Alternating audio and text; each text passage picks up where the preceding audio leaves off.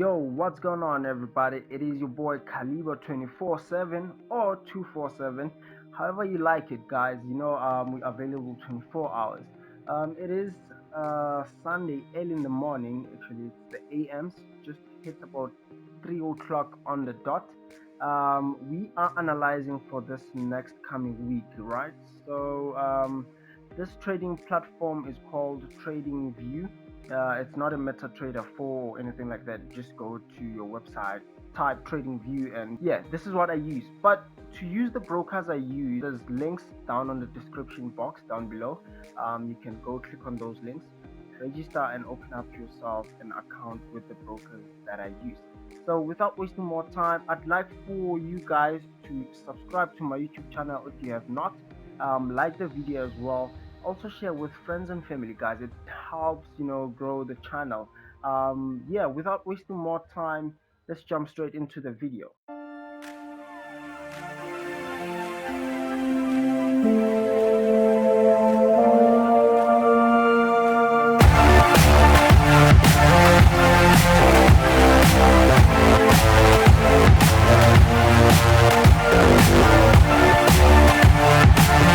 Today we gonna be analyzing for this next coming week, right? But before we do that, we have to do a quick recap of what we have started analyzing last week or the past few weeks. But this time around, I'm not gonna be analyzing the very same pairs. I'm just gonna change a few pairs there and there so that I accommodate some people who feel that I probably don't trade pairs like Euro JPY, Gold, and so forth. So let's look into this pair. If you check, remember very well, last week we were somewhere around this price right here, and this is what had happened. I said if the price does not drop below this zone right here, this part right here, then that simply means the market is still on the buying side. And if you can check what happened, exactly what I said would happen. The market continued to buy till that zone sold, and I did say that the market is currently trapped between these two prices. Now, from that line to this zone, the market will continue trading between these two zones until it breaks either one of the two. So right now we're on a good support zone. Even though we have some consolidation, you can take good trades to the upside, put your stop loss somewhere below or somewhere inside the zone. But I do not suggest you put a stop loss inside a zone. Better yet, just put it down below, and so that your trades are safe. So this is Euro JPY. What we have analyzed and predicted did happen.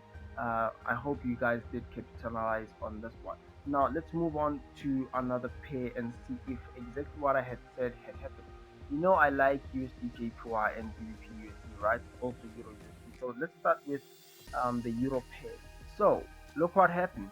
Um, I'm not quite sure where we were, but I think we're inside this zone when I said I'm looking to sell Euro USD. Remember, I said we are more hype about selling Euro USD and GBP USD, right?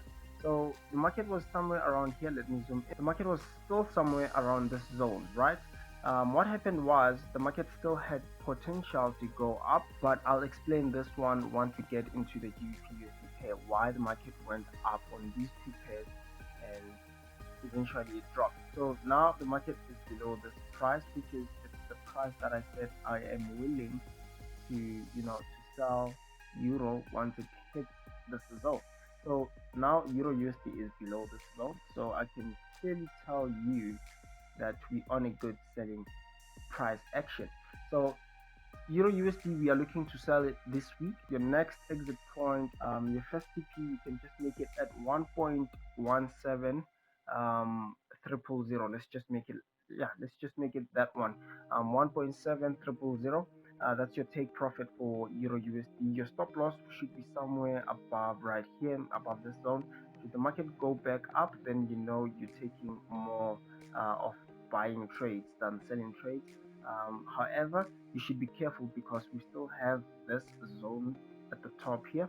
So when it's more like a buying scalp. If you're gonna buy this market, you should scalp it and not sell it not buy and hold basically. If you want to buy and hold, then you're gonna have to wait for the market to break this major zone and then move to the upside, and then you start capitalizing more on that one. But for you to be quite sure what's really happening, let's dive into a bigger time frame. All right, so now that we're on a bigger time frame, why I'm so much saying if you're gonna take buy trades, you have to be careful because of this. This is what I see happening on Euro USD, right? So we are on a major resistance on the daily time frame. So it makes sense for us to sell more on Euro USD than buying. So this pair looks good for a sell than a buy. So make sure that you take more of sell entries than buying entries. So you can see with the analysis that we had on 1 hour, should the market also break this zone, this current zone, then we know we're taking more sells towards the downside. So with USD JPY, as you can remember last week, guys, I did say this is the right place to buy, and look exactly where I said you should buy. The market reversed, turned, and bought. Now the market has been struggling to break this zone, so this is a major resistance. However, it's not a major resistance, it's just a resistance that's valid. But here's a major one if we are to talk of major things. So what's happening here is that the market went up, came back down for a retest, a re-entry, and then pulled all the way to the upside. So I did take sell entries right here. I'll show screenshots right now. So I did take those entries, and as you can see, I did go into profits just a bit, but then the market stopped me out with a stop loss. As you can see right now, the red trade, I was looking that the market would come back down here and then move all the way to the upside. So somewhere, somehow, I contradicted with my price action. However, I was still able to capitalize on GBP USD. This one looks good for a sell, right? So when this looks good for a sell, chances are Euro USD is going to buy. But if I can look at this very closely, I'm still more hyped about buying this pair.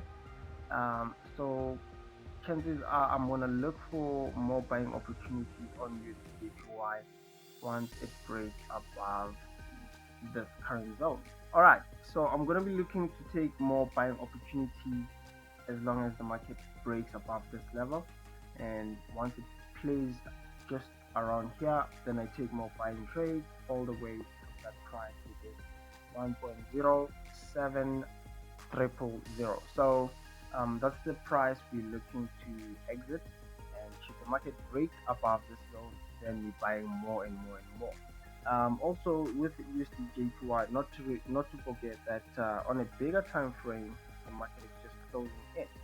So unfortunately, we still have room. Actually, we still have room to buy, because if I can check real quick, we're looking to buy the market all the way till that uptrend. So now we on GBP USD, right? This is why Euro USD continued to buy.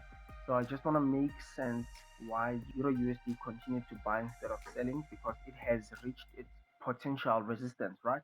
It's because GBP USD and Euro USD, they correlate, they move the same direction.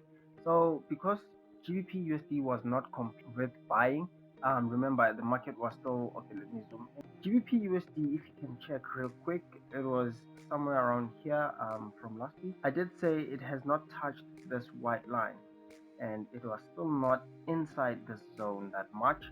So the market had to push with more momentum to the upside so that it completes the buyers, right? And if you can check with the daily time frame and the daily candlesticks, you can see right there. Let me zoom in. So as you can see on the daily time frame, there's this nice pin bar right there. So it makes more sense why GBP USD has to sell more, and Euro USD also has to sell, and USD JPY has to buy, right? If you check as well, we have touched that white line, like I said, and right now we are looking for more selling opportunities. However, before we sell this market, we're still having major resistance zones and everything like that. So what would happen is the main level that I'm up, that's the major resistance zone. So once the market breaks below this level, then we are good to sell all the way till this part. So we get to sell all the way till this zone right there. So let's look at this pair on a smaller time frame. So this is 1 hour, right? I did say the market was, I think if I remember very well, the market was still somewhere around here or somewhere above there. And I did tell you guys that we are supposed to buy GBP USD. However, we are more hyped about selling this pair. Remember, I've been more hyped about selling this pair, but because it has broken this zone, I was looking to buy long. And somewhere around, I think Thursday last week, we capitalized on a sell. We took a nice entry just around this price right here, um, just around here. We marked that. So just around this place right there. That's where we capitalized with a nice selling entry. So GBP needs to drop below the zone. Once it drops below the zone, then definitely I'm taking my sell entry. If you take a sell on at market open, you can take small entries. And once it breaks below this price or this zone, then you go all in. You put your stop loss somewhere above, at just about where the market is at right now. But if you like the content, please make sure you like the video. It helps grow the channel, and make sure that you do share the video with friends and family. So far we have analyzed USD JPY, Euro USD, GBP USD. I also gave gold signal. I said gold you should buy, right? Gold bought, but unfortunately for some reason it decided that it will come back down and base on this level. So I do understand why it came back to base on this level. So it broke this resistance zone, which is a good sign. Now the market just needed to settle down on this price, and then eventually it's gonna continue to buy. So gold this week, I can tell you that we are buy long. Your stop loss should be somewhere down here. So that's your next exit point. It's 2000, 2006 or 2008. So that's your next exit point for gold. All right, so this is the daily time frame. With USD CAD, we're having about two levels for support and resistance, and we're also having this uptrend trend line that looks like the market is just broken below that price. So as you can see right there, right now we are currently on a downtrend on a daily chart if we zoom in, but when we zoom out we can clearly see the overall direction it's been on the buying side. So USD Canada has been dropping, and it just broke below this level. And if I look clearly or closely, um, and the market has actually retested that zone and now it's going back down. So on a smaller time frame, like I said, as we can see, we are on a downtrend. This market is actually downtrending, right? That was the retest I was talking about, and the market now is actually quite selling good. All right, so I actually see the market. Okay, let me zoom in. As you can see, we're having a very bearish trend. This is what I am anticipating, that the market will continue to drop, probably to retest just this level and make a support out of this, and then continue to move to the upside, probably just to retest properly on this trend line. And also, as you can see right here, this is a resistance zone. The market quite resisted very well right there. So it would make sense for the market to go all the way up, touch this zone, and also test this trend line, which is now a resistance, and the market would sell later on. So this big, huge continuous sell might be something that's going to happen a week after this one. So that's 2 weeks from now. So for this week, USD CAD is good for a buy. That's something that I'm looking at. But I am quite more confident to buy this pair if it touches the zone. Even if it does not, if I can look closely or pay attention, I can see clearly that right just about there, that's a support zone. It has touched. Let me zoom in. Just about here, the market has touched. Now it's touching again. So what's gonna happen is, if the market remains to play above this zone, then we are good to buy the market. But if it breaks, then we know that we're going for this level, and chances are once it reaches there, then rally to the upside, but it looks quite good even to buy now. Just wait until it gives you more confirmation that it's buying, and then maybe drop to even 15 minutes so that it can give you those higher highs and higher lows, so that you can see that the trend is on an uptrend and downtrend. So yeah, with that being said, I hope you did enjoy today's video, guys. Let me try maybe and squeeze one more pair. I'm not quite sure which one. um, so let's play with something like all right, we're looking at NZD. All right, we're looking at NZD USD. From a daily time frame, we can see that we are on a down. Also putting into consideration that this resistance level plus this trend line, things just make more sense why we want to sell the pay. So this is a daily time frame. Let's drop down to 60 minutes. We can see this is the hourly time frame, and we can see that the market is still on the downtrend. However, on 1 hour we're on an uptrend, but we can still see our white trend lines from the daily chart, telling us that now we have reached the ultimate resistance zone. Let's just draw some more lines to make more sense of this pair. So the market has been good on the tunnel, broke above, was good for buyers.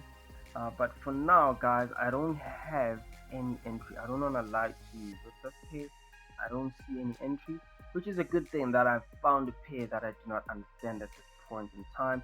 I'm only interested in selling this pair once it breaks below this zone, right?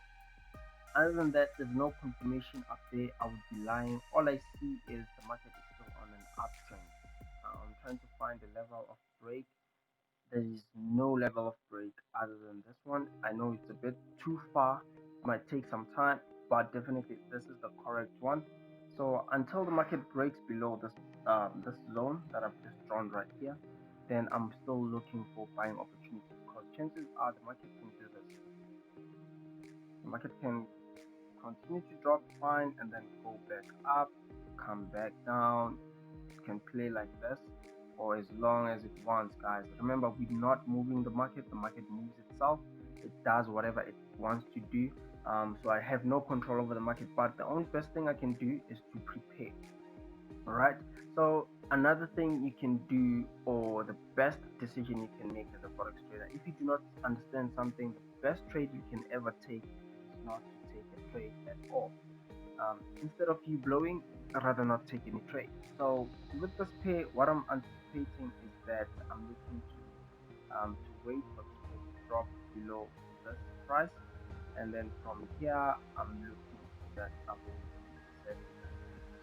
So other than that, I hope this was quite helpful. This was good information. Yeah, this has been a good journey. I hope you guys have been capitalizing on the analysis that I've been giving you weekly. But I'd highly appreciate if you guys can leave a comment down below. Tell me which pairs you'd like for me to analyze for you, probably on the next coming video. So other than that, it was your boy Khaliba. I hope you did enjoy the video, and I'm out. Peace.